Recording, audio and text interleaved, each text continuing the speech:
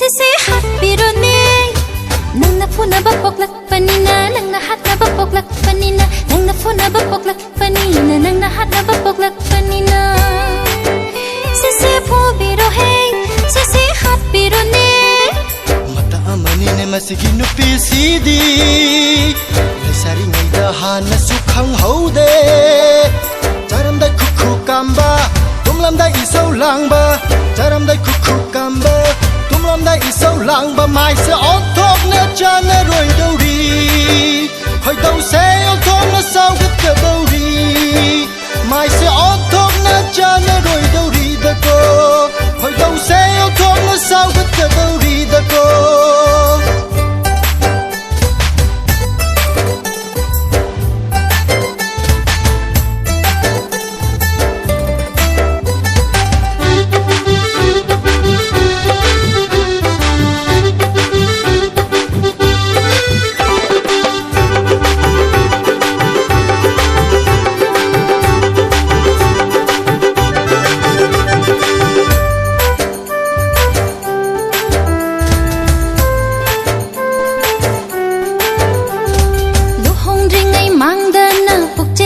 Pasaduna, moi them lai wa tauduna, ai bullo hong biraga.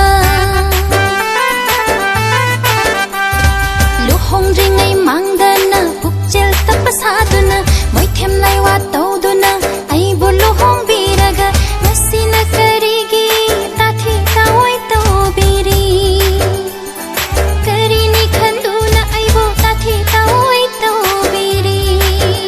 Hoi, adumna kadi hainu.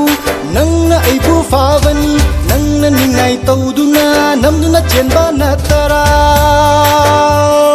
hai bigene ta jau nangna aibu favani nangna ningai tauduna namduna chenba natara hashmai sha on top na jana roi dauri